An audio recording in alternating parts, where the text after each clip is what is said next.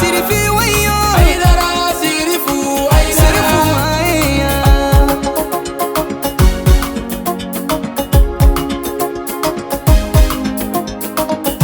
بسم الله الرحمن الرحيم والصلاة والسلام على الذي فاق النبيين في خلق وفي خلق ولم يدانوه في علم ولا كرم وعلى آل بيته الطيبين الطاهرين ومن والاهم بإحسان إلى يوم الدين. أما المشرف لتي لجبوا أموفون إسلامك فلنو السلام عليكم ورحمة الله تعالى وبركاته. ربيع الأول كالوك لتا أنفلا ويه جين نغالي دوين كاكاين ان كنتي محمد صلى الله عليه واله وسلم عليك بانغلي سان يلما نينا جوي جين فانتا اني ناني بي نيغاري ني على نالي سان يلما نينا جوي وحكم كون نالا انا فول لا دالا تمامنا انكرمو السيد الشريف عثمان مدان حيدر كلينو كا ستاد 26 مارس فا ادينكي نوي الشريف احمد التجاني عثمان مدان حيدر عربادو نوفمبر كالو كلي موغان اني كونونتون اني ديليغاسيون باولا وكوندا كايكا kilometri chama kako udoni nya kai dugu fenfembe kai dafe dugula a jama bela jelen bora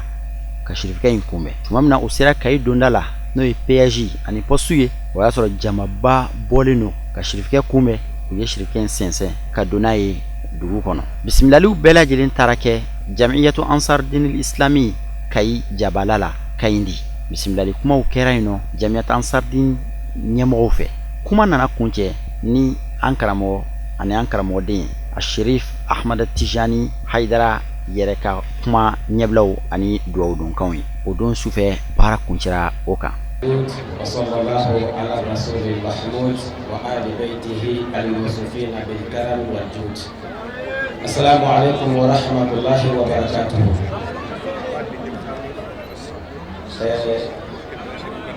الإسلام وأنسو kayikaw awnisu jama ben no fe ko haydara na diw yebaliya ni jama min bora ni tiboka wartigi kumbe ni tiboka setigi kumbe ni tiboka politigi mo kumbe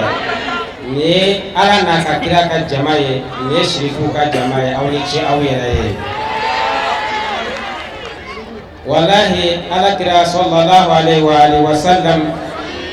naya bo kana naye sisa abi nisoja mogo min koro abi mogo mundu mina ko embarrassé o yeni jama saluma ni kay beya don shuina ka foko ko do be ka damine peaji la dugu donda la kana se fo ampleur mu sisa jama de bora fam befe ayake aw yere kana shirifu kumbe kana ala kira ka dina kana sangorota kana ala kira ka bangini bonya wallahi kaye aw ne région to na ka kelenye région ba wala de région ti aw bo wala délégation be to wala ka kaye befo ka be wale mando ko aw ni ci aw yere gongo min dara aw ka ay de bo mu soro amani ala fa ala ka ke here anaw ye jeli la hara العين الرجيم بسم الله الرحمن الرحيم اللهم صل وسلم وزد وبارك على المصطفى المبعوث رحمة للعالمين وعلى آله طيبين الطاهرين وأصحابه ومن سلك نهجه إلى يوم الدين وبعد فالسلام عليكم ورحمة الله تعالى وبركاته أمي على فوفلوك على بركة على ولن يمندو على ميسونا كان ينايرا أنا saro min kene nga anye dugo ke ko ala ka sangre ira na ala dugo anya do ka jabira ala michi ko fe ka nga sababu nyuma fo no ni brasu zamani sa'adul awani manazul alami as-sayyid sharif usman madan haydara ka fo ka wala nyuma no ka barkada slame che dona je kono awngani wati ngono ni sharif usman madan haydara kuma kani nga silamɛya jeunesse masirila anw ka nin waati laban in kɔnɔ ni a Seyid Sherif Ahmad Tidiane Haidara de silamɛya tiɲɛ dɔ la n'a ye taara kumakan ye silamɛya jeunesse masirila ni Sherifkɛ de Sherif Ahmad Tidiane Haidara ala y'a da k'a dacogo ɲa ka tila k'a kɛ mɔgɔ ye min sera a yɛrɛ jogo la n'i sera i yɛrɛ jogo la i bɛ se diɲɛ bɛɛ la an b'an ka Sherifkɛ fo k'a fɔ k'a ni sɛgɛn a bisimila a ka du kɔnɔ a bisimila a faso kɔnɔ a bisimila a ka jamana kɔnɔ ana taama den ɲɔgɔnw bɛɛ u bɛɛ bisimila a y'o de fɔ a ko ale deguna a kɛra sufɛko ye ko a deguna ko mɔgɔw sɛgɛnna n ko sirifukɛ ma n ko i kana degun n ko mɔgɔ bɛ fɛn min fɛ a sɔrɔbaliya de b'i tɔɔrɔ. alhamdulillah wa sallallahu ala muhammad wa ali muhammad wa sallam taslima. an bɛ ala fo ka ala waleɲuman dɔn ka kisi ni nɛɛma ɲini ala fɛ a ka kɛ kira ba kan n'o ye kira muhammad sallallahu ta'ala alayhi wa sallam ani kira sodenw sanumaw ana ka sahaba ɲumanw ani mɔgɔ ɲuman minnu farala o kan ni ɲumankɛ ye fo ka taa se diɲɛ wuli ma ya rabbi ala ka ne ni aw bɛɛ lajɛlen ala ka da hamiw dilan ala ka sago d'a ma ala ka n ka laɲiniw sabati ala ka ɲinifɛnw nɔgɔya parce que ɲuman bɛ ala bolo ya rabbi ala k'o nɔgɔya n'a ye ala ka n san yɛrɛ kɔrɔ ala ka n siri danfɛn na ala ka n labila ala ka n lamalo mɔdɔba min kun ɲɛsinnen filɛ an ma k'a kɛ hɛrɛ la ya rabbi ala k'o nɔgɔya jama bɛɛ ka na hɛrɛ la ka segin hɛrɛ la ya rabbi ala k'o nɔgɔya ala kana tɔɔrɔ ko foyi bɔ a kɔnɔ ni ala kɛra hɔrɔnba ye sɔnba muhammad wa ali alhamdulillah bi an nisɔndiyara ni kayikaw ka bɔli ye minnu tɛmɛna kuma la u bɔra k'a fɔ cogo min k'a daminɛ depuis kayi donda o ye an selen kɔ pɔsu yɔrɔ ma mais ka kɔn o ɲɛ depuis an bɔra bamakɔ ka kayi territoire minɛ fo kayi dugu kɔnɔ yan a bɛɛ dugu o dugu o bɛ an jɔ kanubagaw ansaru o ye an jɔ a bɛɛ la ka na se fo pɔsu ma yan ka bɔ o la fo an se yɔrɔ la yan mɔgɔw de jɔlen bɛ sira fɛ su n'a ko mais o bɛɛ n'a ta kanuɲɔgɔnw o ma taa fiyewu nka nin bɛɛ kɛra mun kama alakiraba muhammad sallallahu ta'ala alayhi wa sallam nin bɛɛ kɛra ale de kama ani seydi sherif usman badan haidara a n'ale kama mɔgɔw jɔra k'u ka kanu yira fo ka na an se yan silamɛya yɛrɛ bɛ tan de alhamdulillah an nisɔndiyara san o san an bɛ o de ko ala bɛ dɔ fara dɔ kan san o san i bɛ ɲɛ dɔ y'a la i t'o ye salo ɲɛ kun wa jigi bɛ d'a kan ko san wɛrɛ k'i bɛ fɛn wɛrɛ ye min tɛ ɲinata fana ye a bɛ ten de o de la kuranɛ aya bɛ sabati fabuhita allazi kafara mɔgɔ kuma bɛ suli maa min kɔ don ka bɔ ala ka fɛn bonyalenw ma wa man yu'azzimu sha'aira Allah fa innaha min taqwa al-qulub ala ka fɛn bonyanen n'i y'a bonya o ye ala ye siran ye o y'o taamasiyɛn dɔ ye nka ala ye fɛn min bonya ni maa min ko i b'o dɔgɔya walima ka o kɔniya o tigi de bɛ dɔgɔya dɛ yɛrɛ bi ala kana nɔgɔya ala k'an bonya ala k'an kɔrɔta hali bi ala k'an wasa mɔgɔw bɔlen don kabiri tilegan fɛ fo kana se sisan ma o ma se so o y'a kɛ kanu min kama an b'a ɲini ala fɛ yɛrɛ bi ala kana sɛgɛn ninnu kɛ fu ye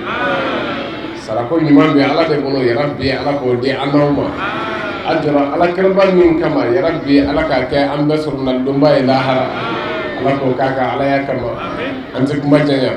ni ala sɔnna an bɛ a surunya yan ka karamɔgɔ ka foli k'aw ye a ko ni an sera yan ko k'a ka foli kɛ kayika bɛɛ ye o la an ye karamɔgɔ ka foli lase aw ma ka surunya kuma la yan ka dugawu kɛ bɛɛ ye ko ala ka n'a hamuw dilan ala ka sago d'a ma ربنا آتنا في الدنيا حسنة وفي الآخرة حسنة وقنا عذاب النار ربنا اقض هوائجنا وفرج همومنا واكشف همومنا فرجنا عاجلا برحمتك يا أرحم الراحمين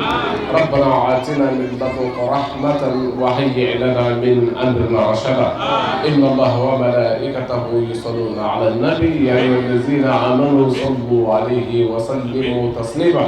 صل سبحان ربك رب العزة عما يصفون والصلاة والسلام على المرسلين والحمد لله رب العالمين. dugu jɛlen n'o bɛnna alamisa don ma novembre kalo tile 30 maaw ye o kunda Kayi ndulati kɛnɛ baka n'o ye stade Abdoulaye Mako Sissoco kan ka taa Chérif in kunbɛn jama bɔra i n'a fɔ aw yɛrɛ ɲɛ bɛ a la cogoya min na. Yani ka wajuliw daminɛ Jamiyat Ansardine ɲɛmɔgɔw ani Kayi sigida ɲɛmɔgɔw ani dugulenw u ye bisimilali foliw kɛ ani ka bɛrɛbɛrɛlikanw fɔ mɔgɔw ye. Min kɛra o kɛnɛ in kɔnɔna la an ka jɛ an ka o lajɛ ɲɔgɔn fɛ. An bɛ Ala tanu ka barikada ka waleɲuman dɔn ka deli Ala fɛ baara in daminɛna wasa ni bonya kɔnɔ Ala k'a dafa wasa ni bonya kɔnɔ. K'an ka foli ɲɛsin nabaga bɛɛ ma su in na an ka terrain kɔnɔ yan n'o de ye Makɔrɔ Sissoco kɔnɔna ye su in na ni ka bɛn le 30 11e mois 2017 an bɛ kɛnɛ min ka su in na i n'a fɔ an b'a kalama cogo min o de ye Alakira ba ka bangeni kɛnɛ ye sallallahu alaihi wa sallam ni an karamɔgɔ ye a Seyid Ahmad Tijani Haidara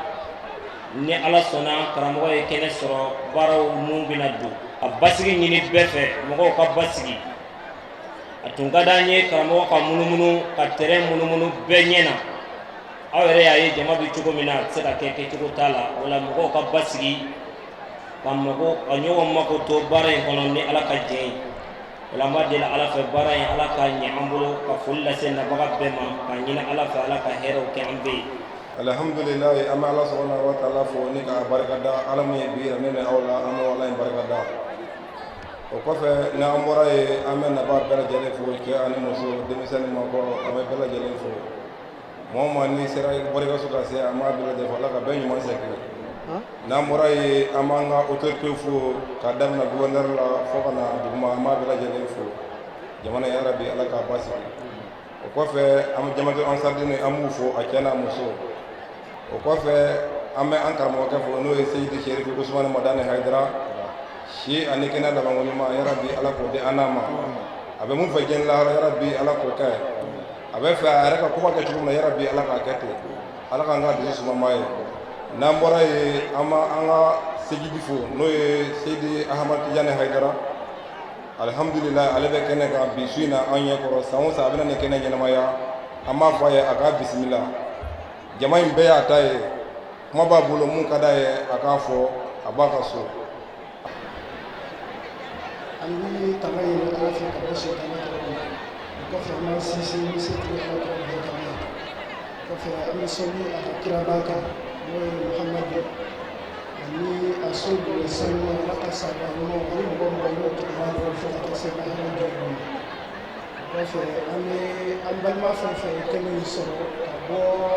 Kayi dafɛdugu bɛɛ la ani Kayi quartier bɛɛ la ka na se kɛnɛ in kan an bɛ bɛɛ fo ka bɛɛ bisimila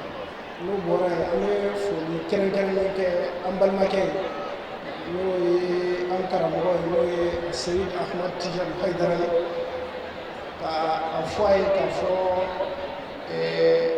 a bɔra ka so a nana ka so n'o ye Kayi maire tɔgɔ la ani a ka adjoint ani conseil communal bɛɛ tɔgɔ la an b'a fɔ k'a ka bisimila ko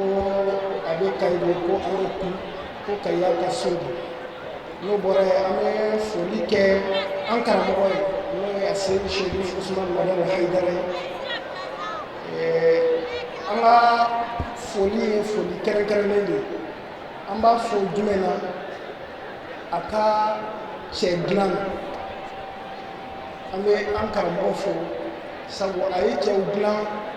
Mali mago bɛ cɛ minnu na o ye jumɛn ye ni crise bɛ Mali kɔnɔ bi o ye jogoko crise ale min sera ka jogo ɲuman don faso in kusi mɔgɔ kɛrɛnkɛrɛnna dɔ bɛɛ la Mali mago bɛ o min na bi an bɛ karamɔgɔ fo la foli kɛrɛnkɛrɛnnen na kosɛbɛ. warahmatullahi taala wabarakatuh. An bɛ Ala fo ka Ala waleɲuman dɔn an bɛ Ala fo ka Ala barikada Ala min ye bismillah yira an na an b'a ɲini setigi Ala fɛ san caman bɛ Ala bolo Ala ka yira an na an ka jɛ ka nin kɛnɛ ɲɛnamaya ɲɔgɔn fɛ an bɛ seli kiraba in kan n'o ye Mustafa ye an bɛ nin ka bangeni kɛnɛ kan a n'a so dugew a n'a ka sahaba ɲumanw fo ka taa se kiyama jɔdon ma an b'an ka sababu ɲuman fo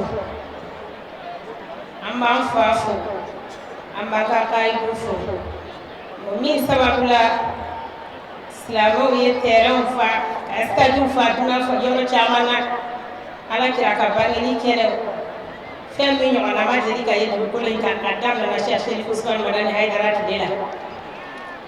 an b'a ɲini setigi ala fɛ si ni kɛnɛya ni lafiya ala k'a d'a ma a ye duw dilan a ye denbayaw dilan an b'a ɲini ala fɛ a ka denbaya a b'a fɛ cogo min ala k'u tɛmɛ o bɛɛ lajɛlen kan ala k'u dilan ala kana den tiɲɛlen bɔ a la wa an b'a bati bɔ a la parce que a ye mɔgɔw ka denbayaw dilan an b'a ɲini setigi ala fɛ ala k'a kɛ nin kɛnɛ in kama ya rabbi den tiɲɛlen kana bɔ a na fɔ a mɔdenw n'a tuloma sama ala k'u bɛɛ dilan a yɛrɛ b'a fɛ cogo min ala k'u tɛmɛ o bɛɛ lajɛlen kan an b'a ɲini ala fɛ an ka cɛkɔrɔba ala k'a d'an bolo an b'an ka karamɔgɔkɛ nin ka kɛnɛ kan yan bi n'o ye Cheikh Ahmed Tidiane Haidara ye an b'a fɔ ko an b'a fo ka segin k'a fo a ka siɲɛna na ala nɔfɛ ka segin k'a fo a ka cɛsiri la ala nɔfɛ ka segin k'a fo a ka jihadi la ala nɔfɛ a ye mɔgɔw minɛ ka bɔ jahanama kankun kan an b'a fɔ ko a ce ala ka sara ka baara kɛlenw na ka sara kɛ aljinɛti firdausi ye o bɛ ala bolo ala k'a nɔgɔya n'a ye an b'a ka jama bɛɛ lajɛlen fo minnu bɔra Bamakɔ ani minnu bɔra Côte d'Ivoire ani minnu bɔra yɔrɔ wɛrɛ a ka délégation bɛɛ lajɛlen an b'a fɔ k'u bisimila kayi kɔnɔ an bɛ kayikaw bɛɛ lajɛlen fo ka cɛsiri n'u ka jija la a n'an ka organisateurs ni sécurité ni mɔgɔ o mɔgɔ jɛra ka nin baara in labɛn an bɛ bɛɛ lajɛlen fo ka dugawu kɛ an bɛ dugawu kɛ bɛɛ ka ɲini setigi ala fɛ san caman bɛ ala bolo ala k'a to an ka jɛ k'a ɲɛnabɔ ɲɔgɔn fɛ nin tun y'aw balimamuso ka folikan ye kayi muso bɛɛ lajɛlen tɔgɔ la waati yɛrɛ koro kama an b'a fɔ salamu aleykum wa rahmatulahi taala wa barakatu an bɛ ala tanu ka ala barikada ka sɔli a ka kira ba in kan n'o ye Muhammad abdullahi rasulullahi sallallahu alayhi wa sallam o kɔfɛ an b'an ka foli bila ka taa an ka sababu ɲuman ye n'o ye Seyid Sherif Ousmane Madani Haidara o kɔfɛ an bɛ an ka foli lase an ka karamɔgɔ ma n'o ye Cheikh Ahmed Tidiane Haidara ani délégation fɛn o fɛn bɔra a fɛ ka bɔ Bamakɔ ka na an b'a f'u ɲɛna k'u bɔr'u ka so u nan'u ka so k'u bisimila Kayiba yan o kɔfɛ an bɛ invité bɛɛ lajɛlen fo mɔgɔ o mɔgɔ ye déplacé ka na an ka kɛnɛ bonya an bolo yarabi an b'a ɲini ala fɛ ala k'a kɛ dɛmɛlu bolo lahara o kɔfɛ an bɛ an ti bɔ kuma na fiyewu fo an ka foli kɛrɛnkɛrɛnnen kɛ an ka administration mɔgɔw ye u ye baara in nɔgɔya an bolo kosɛbɛ tumana min na n'an ser'u ma u ye da bɛɛ yɛlɛ an ɲɛ an y'an danɔ tigɛ n'an k'u ma tuma min na ko anw ye Haidara ka denmisɛnninw ye u ye da bɛɛ yɛlɛ an ɲɛ o ye gouverneur ani maire ani sapeur pompier polisi ani stade u ye dɛmɛ bɛɛ de k'an ɲɛ baara in bɛ se ka nɔgɔya cogo min na an b'u fo yarabi an b'a ɲini ala fɛ halisa ala k'u ka fanga banba an b'a ɲini an dɛmɛbaga tɔgɔw kɔ arajow y'an dɛmɛ nin baara in kɔnɔna na kɛrɛnkɛrɛnnenya arajo saha ani arajo sahel ani arajo tropique u ka foli bi yan o kɔfɛ an bɛ foli lase an dɛmɛbagaw ma aw yɛrɛ ɲɛ bɛ kɛnɛ min na cogo min na nin kɛnɛ in tɛ se ka labɛn fo dɛmɛbaga ka y'i la fɛn o fɛn ye dɔrɔmɛ don nin baara in na an b'u bɛɛ lajɛlen fo o kɔfɛ an bɛ an ka organisateurs fo nin baara in labɛn na organisateurs b'a la a ka ca kalo kelen ye bi u bɛ baara min na baaraba don u bɛ ka k'u yɛrɛ ye yarabi an b'a ɲini ala fɛ ala k'u sara kɛ arijɛnɛ ye o la an bɛ da yan an b'a fɔ assalamu aleykum wa rahmatulahi ta'ala wa barakatuh. n nisɔndiyalen don su in na ka kuma ta yan gouverneur tɔgɔ la ale ma se ka kɛnɛ in sɔrɔ o ko ka foli lase fɛn o fɛn ye sen ta ka bɔ kɔrɔkɔrɔ ka bɔ dugu wɛrɛw la ka se yan kɛrɛnkɛrɛnnenya ka bɔ jamana wɛrɛ ka bɔ yan jamana kɔnɔ ka se yan ko ka foli lase a bɛɛ lajɛlen ma k'aw bɛɛ bisimila foli lase kɛrɛnkɛrɛnnenya Sherif Ousmane Madani Haidara ma ka foli lase Cheikh Ahmed Tidiane Haidara ma ka foli lase Kayi karamɔgɔ bɛɛ lajɛlen ma jamana ɲɛmɔgɔw kumakan don toujours ko n'aw jɛna toujours an ka fɔ aw ye a ka dugawu kɛ jamana bɛ se ka basigi cogoya min na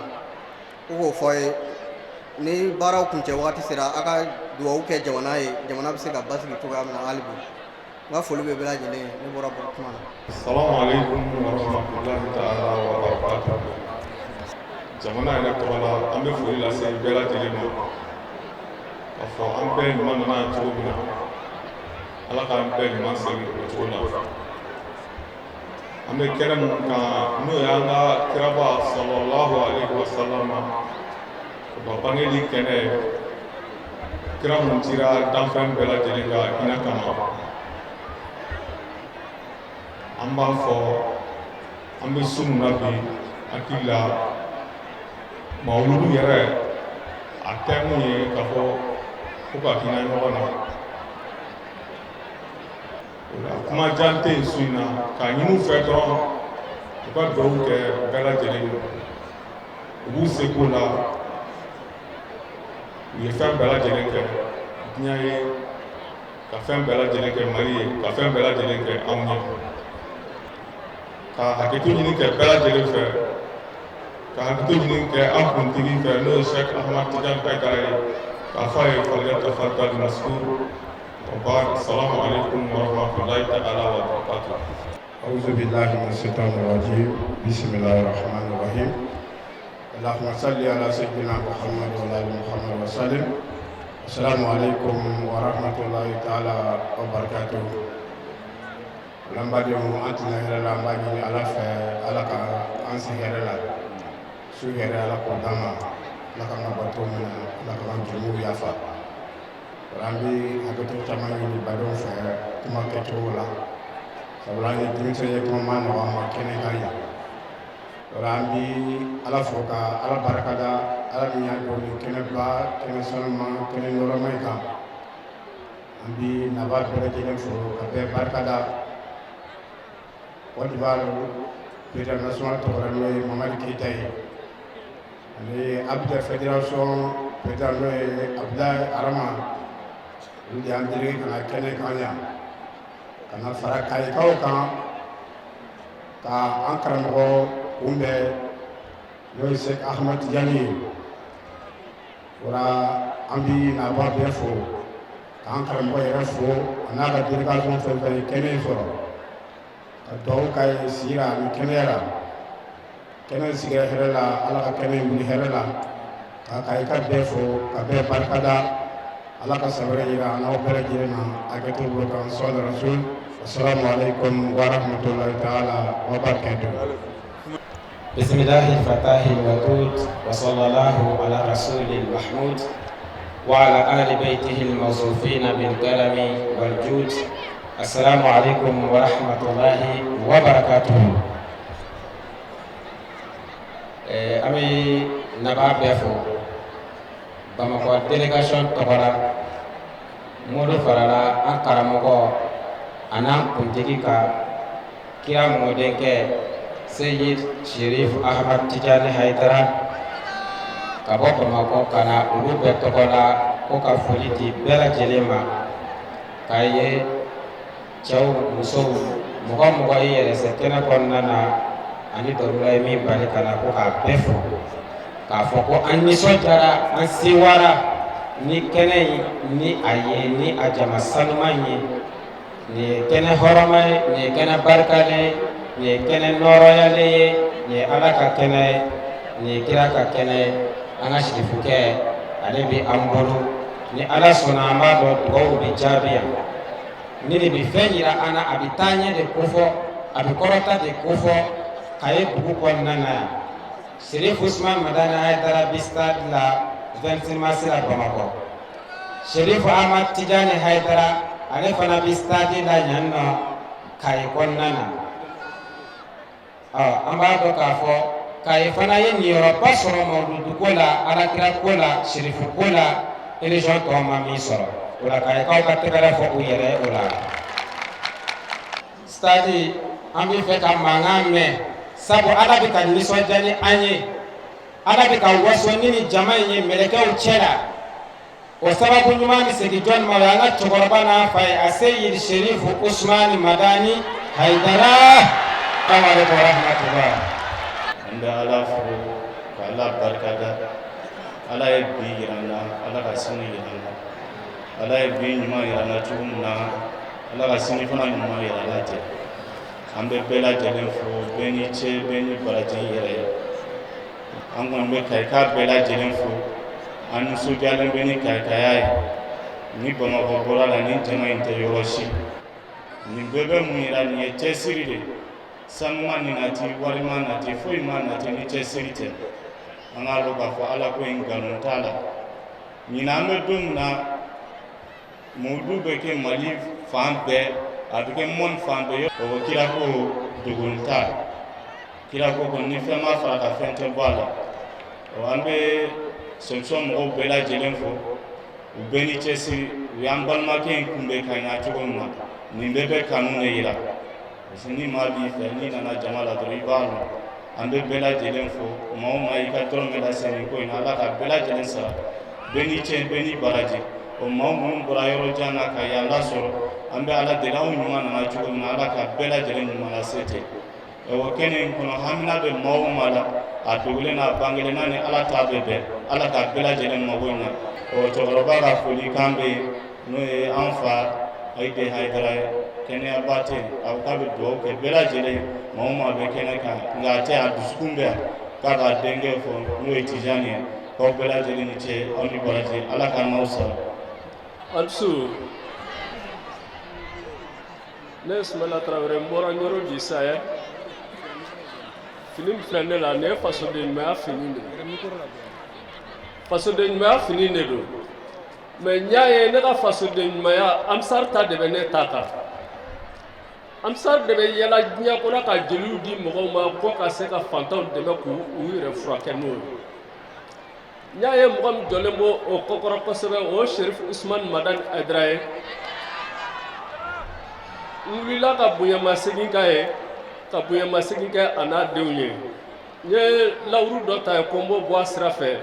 a ye lawuru wɔɔrɔ min di baya kama n bɛ yala n b'a diplôme d'a ma a ka fasoden ɲumanya kama ko caman bɛ Mali kɔnɔ bi Sherifukɛ jɔyɔrɔ b'a la donc ne dun bɛ yalala ka n dusu gosi ko ne ye fasoden ɲuman ko n bɛ fasoden ɲumanw sɛgɛrɛ o de kama n bɛ wuli ka Sherifukɛ n'a denw sɛgɛrɛ k'u ka fasoden ɲuman yira Mali kɔnɔ kuma ka gɛlɛma dɔɔni halisa n bɛ foli k'a ye u k'u cɛsiri Sherifukɛ ka diplôme n'a ka drapeau bɛ yan n b'o d'a ma Bamakɔ n bɛ sira la ka tagalen n ye kilo 220 de tɔgɔma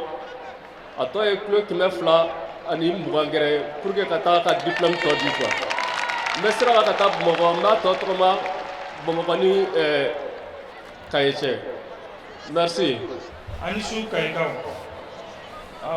cɛkɔrɔba mɔden de ne ye cɛkɔrɔba yɛrɛ a taamalen don a taara Bamakɔ a kan ka taa mɔlu bila Maroc a bɛ kayika bɛɛ lajɛlen fo a b'a mɔden fana fo n'o ye Tijani ye kuma ka gɛlɛn ne ma ala ka so yɛrɛ d'a ma ala ka san wɛrɛ mɔlu fana yira la. أعوذ بالله من شر الشيطان اللعين الرجيم بسم الله الرحمن الرحيم والصلاة والسلام على المبعوث رحمة للعالمين وعلى آله طيبين الطاهرين وأصحابه المنتجبين ومن سلك نهجه إلى يوم الدين وبعد فالسلام عليكم ورحمة الله تعالى وبركاته lambadin tangani ne ko ala fe ka bo shetane toroma ani azizine ko ni ala toye ala me ko damne ni o ala ba laban ambe na ba bela jelen fo l'islam ya foli ani badenya foli ani kelenya foli o de ala ka hine anaka kishi anaka nema anaka barka ala ko ke ambela jelen kan ko fe namboray ambanga sababu nyuma fo ka wala nyuma ndo ka barkada نوي نبراس الزماني سعد العواني ملاذ العنام آل المقام الرحالة الجوال في البقاء والأمصار داعيا إلى الجبار مغير المنكرات السيد شريف عثمان مدان حيدرة أما فوكا ولا نماندوكا بركدا أكا سجينا جي aka wuli ka jɔ diɲɛ an b'a fɔ mawludu k'a bɔ dogo la k'a kɛ kɛnɛkanko ye stadiw ka fa mɔgɔw ka avion ta ka mawludu kɛ ɲɛnajɛba ye diɲɛ kɔnɔ ni sɔrɔw bɛ k'a la commerçants b'u ta sɔrɔ borofɛntigiw b'u ta sɔrɔ dɔgɔtɔrɔw b'u ta sɔrɔ baarakɛla bɛɛ b'a ta sɔrɔ a sababu ye a Seyid Cherif Ousmane Madani Haidara de an b'a fɔ k'a barikada k'a waleɲuman dɔn sirifikɛ ni diɲɛ ye Haidara dɔn diɲɛ bɛ lafiya ni diɲɛ ye Haidara lamɛn diɲɛ bɛ kisi o de la nin jɔyɔrɔ in na an bɛ Mali gouvernement fo u ye baara min kɛ ka Haidara ka teleso labila ka papier d'a ma k'a kɛ international ye diɲɛ bɛɛ kɔnɔ n'o ye Sirifila TV ye an bɛ Mali État fo la sabula ni Haidara ma kuma a man ɲi Haidara ka kuma kan ka yira diɲɛ na diɲɛ k'a dɔn Haidara ka kuma kan ka lamɛn sabula ale ka kumakan de kɛra sababu ye ka furakɛliw kɛ sirifikɛ ka kumakan de kɛra sababu ye bi ka zeniw bɔ drogue taw la ka zeniw bɔ dulɔmiw la ka zeniw bɔ tɔɲɔliw la ka juges tilen kiiritigɛyɔrɔw la ka commerçants tilen feerekɛyɔrɔw la ka musow kolo k'u d'u furucɛw ma ka denw kolo u masaw ye ni Cherif Ousmane Madani Haidara ka kumakan ye o la Haidara ka kumakan o kan ka lase diɲɛ kɔnɔ o ka dɔn o ka mɛn sabu silamɛya tiɲɛ dɔnna ni ale de ye bi an ka nin waati laban in na o kɔfɛ n'an bɔra yen an bɛ funangɛni dalilutigi ani funangɛni nɔɔrɔtigi funangɛni min ka funangɛniya kɛra sababu ye ka silamɛya masiri ni zeniw ye n'o ye a Seyid Cherif Ahmad Tidiane Haidara an b'a fɔ k'a waleɲuman dɔn an b'a fɔ Cherif Ahmad Tidiane Haidara ma ko a ka kɛnɛ fila bolo fɛn fɛn ka d'a ye a k'a bɛɛ fɔ yan a ta de don assalamu alaikum wa rahmatullahi ta'ala wa barakatuh وإياك نستعين آمين اهدنا الصراط المستقيم آمين صراط الذين أنعمت عليهم آمين غير المغضوب عليهم ولا الضالين آمين اللهم صل على سيدنا محمد آمين الفاتح لما أغلق آمين والخاتم لما سبق آمين ناصر الحق بالحق آمين والهادي إلى صراطك المستقيم آمين وعلى آله حق قدره ومقداره العظيم آمين إدرا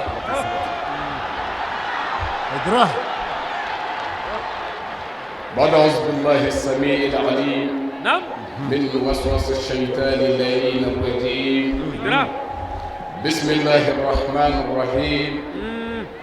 وأصلي وأسلم على نبي الرحمة الذي أرسله الرحمن رحمة للعالمين إدرا وعلى آل بيته الطاهرين الطيبين نعم ومن تبعهم بالرحماء إلى يوم يرحمهم الرحمن إدرا ويدخلكم في رحمته الرحيم يا بني ثم اصطحب الذكر قائلا رب اشرح لي صدري أمين ويسر لي أمري واحلل عقدة من لساني يفقه قولي آمين وبعد سلام الله عليكم يا جماعة المسلمين والمسلمات وعليكم السلام ورحمة الله تعالى وبركاته إدرا أمبليو نعم تنين عرف كبو الشيطان تورما أني أنكلي كانغا ولان دم نني على تعالى تبارك ما على نيات دم لنا بالله الله أكبر أمي كيشن نمانينو على باي في أكوكا كان نبي بانك أنو إكرام محمد صلى الله تعالى عليه وسلم وسلم أني كراسو بن سلمون أنا كصحابة يوم نعم كرام من جرا هنا نبي ماي الله كتشي هنا بانشي فنو علي دفع بلدني كهنا سوالي كمان الله أكبر كمغو بلا جيني ولا مغو منو يون نفتقون وهنا باركني وبارا يمان كني فوق تاسي نيولي ما يا ربي على كانني او بلا جيني ولا آمين وتملينكو نعم أمين نبا بلا جيني أنجي بغم وسيا يرسل كنين كايا ni alsamaya ka foli ni ode ala ka kishi ke nena o bala de ko amin amin allah ya rabbi ala ka ala hamu dila amin ala ka sago dama amin laban ɲuman bi ala bolo ala k'o nɔgɔya an n'aw ye amin ala ka n'aw kɔrɔta amin ala ka n'aw wasa amin an bɛ min ɲini ala fɛ diɲɛ lahara hɛrɛw la min ni ala ta bɛn ala k'a bɛɛ lajɛlen k'an ye amin an b'a ɲini ala fɛ mawuluba min ni ala y'o yira an na a kun cɛ ko ɲuman hɛrɛ ni kɔrɔta la ala k'o nɔgɔya amin mɔgɔ o mɔgɔ bɔra yɔrɔ o yɔrɔ kana fara ni mawuludo kɛnɛ in kan ani mawuludu bɛ yɔrɔ o yɔrɔ ala k'an n'o bɛɛ lajɛlen kisi amin ala k'an n'o tanga amin a hamina ko ala de b'a dɔn wallahi suba in kama ani kiraba kama ya rabbi ala k'an lahamu dilan amin ala k'an sago d'a ma amin ala k'an kɛ a ni ye amin ala k'an san yɛrɛ kɔrɔ amin ala kan'an siri danfɛ la ya rabbi ala kan'an labila amin ala k'an se amin ala k'an se amin an ye bɛɛ ka ni hɛrɛ ye ya rabbi ala ka hɛrɛ nɔgɔya an bɛɛ ye nka minnu tɛ fɛ ka an kanu ni o ɲɔgɔnna ye ala ka don an n'u cɛ amin amin ala ka don an n'u cɛ amin ni ala kira hɔrɔma ye amin sɔlda muhammadu wa alihi wasalam rasul huda alhamdulillah nam su in na suba don ka bɛn le 30 11 mois 2017 mawuludu hukumu kɔnɔna la an bɛ kayi yan sad makro sisogo abdullahi makro sisogo la i n'a fɔ o min ye laada ye san caman ka ko bi kabini an balimakɛ bɛ yen n'o ye mamadu madani ye ala ka hinɛ ani silamɛ su bɛɛ la olu ye a daminɛ ni o de ye kayi a ansaru karamɔgɔw a ɲɛmɔgɔw ka fara a tɔnden bɛɛ kan o y'a kanu seri sherif usman madan haidara a ka den dɔ di san o san o kana fara o ka mawuludu ɲɛnamayali la an filɛ o kɛnɛ de kan n'o tɛ kanu de yiratɔ don n'o tɛ mawuludu kɛla a ka caya seri sherif usman madan haidara ka kalandenw na minnu b'a daminɛ su daminɛ la fo ka taa se fajiri ma dɔ ti da dɔ kan ala kira ɲɛfɔli la k'a daminɛ a ka bangeli la ka na a ka ɲɛnamaya ka na s'a ka cili ma ka bɔ o la fo ka taa se kira mamadu mustafa sigili la a ka ala yɔrɔ fo ka taa se fajiri ma o ti dɔ da dɔ kan la nka o ko an y'a kanu seri sherif usman madan haidara a den dɔ ka fara an kan ka ni mawuluba ɲɛnamaya an filɛ o kɛnɛ de kan an bɛ kayi jamiya tawsatul islami a karamɔgɔ a n'a ɲɛmɔgɔw an bɛ o fo k'o wale ɲuman dɔn foli an b'a a kɛrɛnkɛrɛ an ka maaba minnu nana fara nin kɛnɛ in kan ka kɛnɛ in tɔ bonya an ka dɔnnibaw la karamɔgɔw la ani dugu ɲɛmɔgɔw la gouverneur ani députéw ani maires an b'o fo ani alimamilakaw an b'o fo minnu bɔra k'u ka dakuya fila kɛ kɛnɛ kan a n'an balimaw n'o ye sherifiw ye o fana nana u ka balimaya yira kɛnɛ in kan an b'a bɛɛ lajɛlen fo k'a bɛɛ lajɛlen wale ɲuman dɔn k'u sara bɛ ala bolo ala ka sarako ɲuman di an n'u ma alhamdulillah ɲinɛ mawuludu 2017 o ye thème dɔ k'a la groupement ni o ye seydi sherif usman madan haidara jɛkulu min ɲɛmɔgɔ i y'a talen don ka kalifa ale la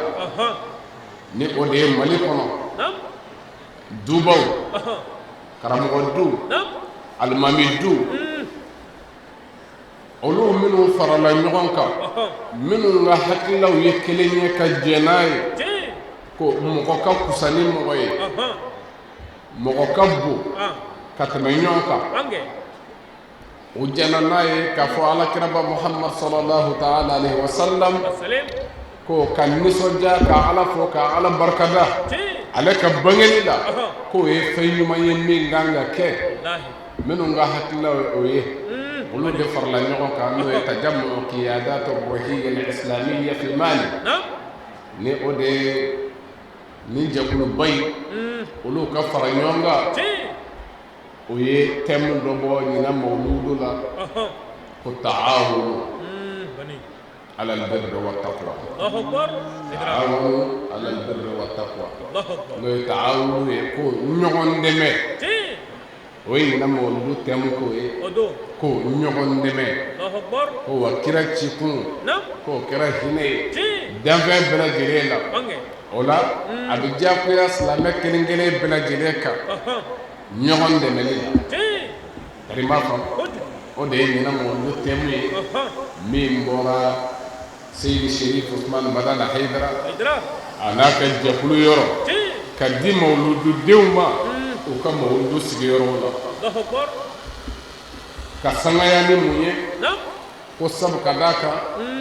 ko Mali hukuma n'o ye gouvernement ye ko u ye karamɔgɔ désigné ɲina k'ale de kɛ parrain ye mois de la solidarité la kari m'a faamu solidarité ni o min tun ye kalo tɛmɛnen ye sisan octobre u ye karamɔgɔ désigné k'ale de kɛ solidarité ɲɛmɔgɔ ye a ka parrainage d'ale ma o min tɛmɛna karamɔgɔ ka jɛkulu n'o ye groupement ye o bɛɛ farala ɲɔgɔn kan ko an ka thème kɛ nin ye sabu fɛn dɔ yira la karamɔgɔ kɛlen nin parrain nin y'a siɲɛ fɔlɔ ye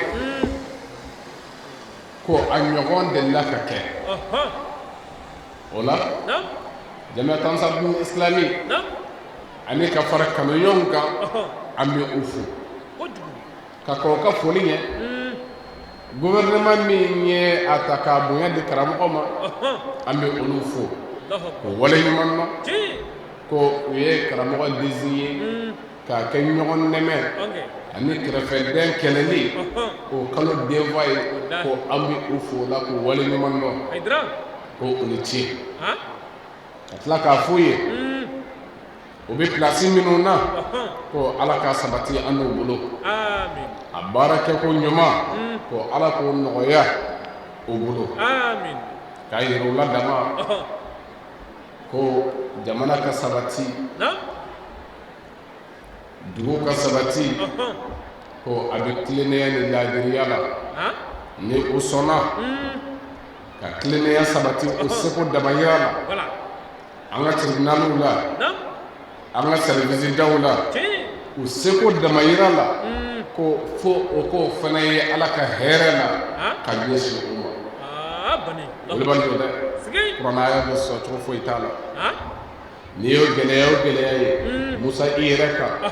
ala ko i k'i yɛrɛ k'u ɲininka ko a bɔra e de yɔrɔ inna allaha la yughayyiru ma bi qawmin hatta yughayyiru ma bi anfusihim ala ti maa ka hɛrɛ bɔ a bolo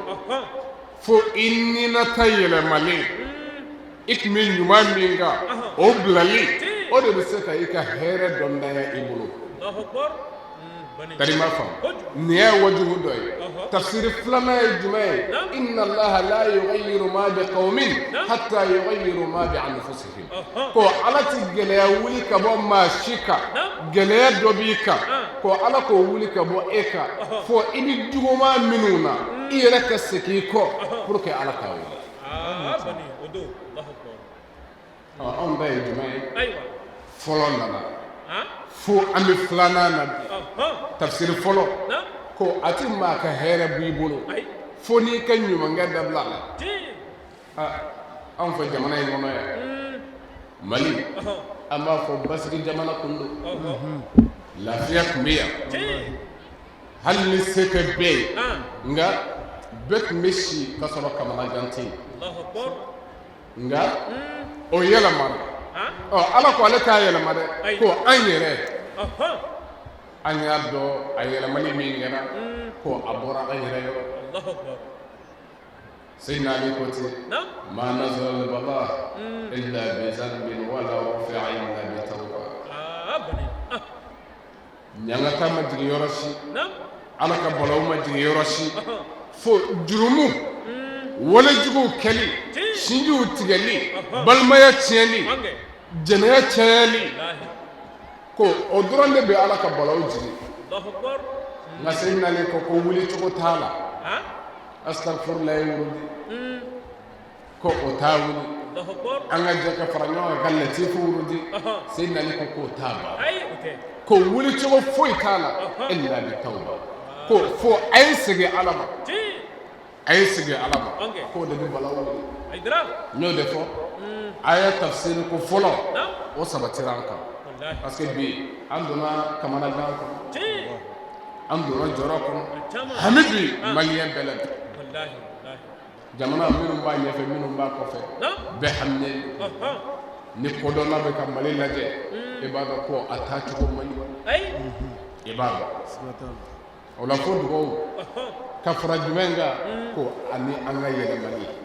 an k'an ka yɛlɛma fo filanan nana an sɔrɔ a la filanan ye jumɛn ye ko an kɛlen ka dekun sɔrɔ ka tɔɔrɔ sɔrɔ ala ko n t'a bɔ kɛ fiyewu fo a ka yɛlɛma kɛ an ni na t'a la o kɔrɔ ni an mago bɛ kisi la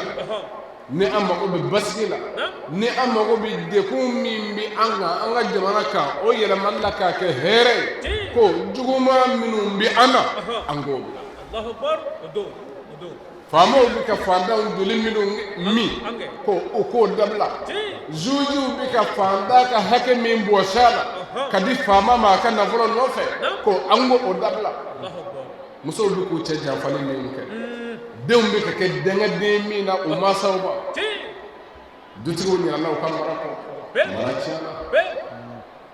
ko en tant que nin bɛ yen fo nin de ka bɔ yen dusukunw na k'a yɛlɛma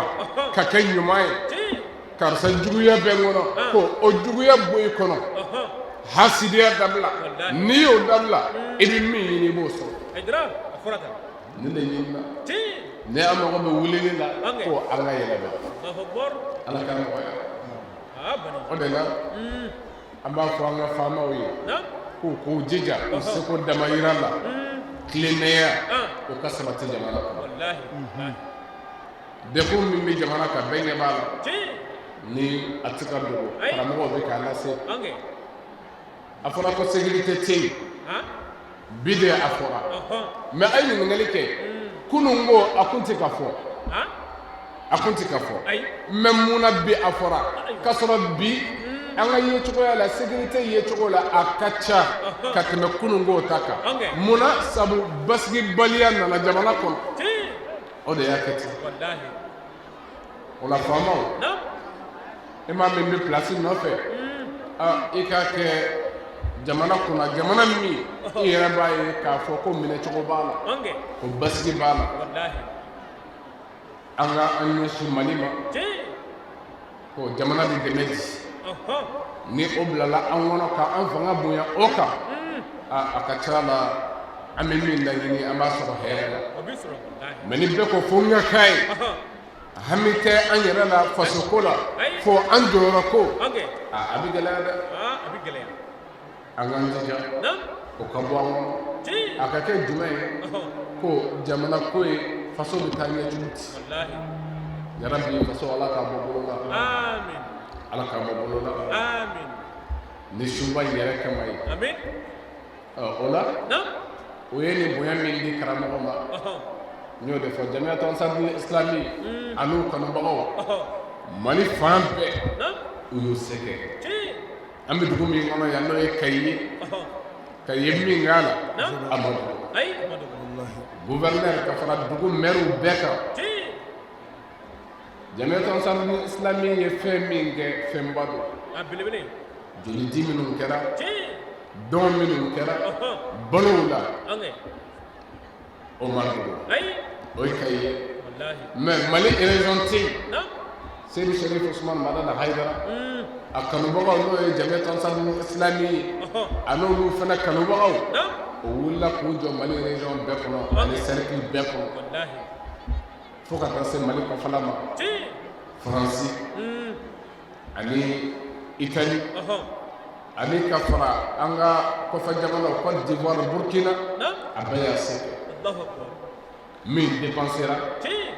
Jamaat Ansarul Islami fe faso baara la ko ay an karamɔgɔ kɛ parrain national min dépensera million 100 ani million 20 ani 6 million 100 million 20 ani 6 nin de dira Jamaat Ansarul Islami na karamɔgɔw fɛ ko Haidara kɛra parrain national ye ɲɔgɔn dɛmɛ kalo la wa an ye nin zekura ana kadi ka sɔrɔ b'a ɲɔgɔn caman o b'a ɲɔgɔn caman kadi ma fɔ hali ɲina mɔlu hukumu kɔnɔna la Jamaat Ansarul Islami bɔra ka forazi se yɔrɔ la yɔrɔ min jiko ka gɛlɛn n'o ye an fɛ Bangɔni munna sigiɲɔgɔnw bɛ se ka hɛrɛ sɔrɔ o ye caman kɛ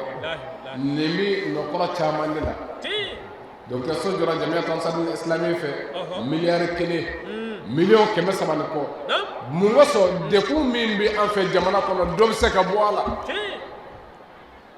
kadi ma faamu jɔyɔrɔ bɛ an na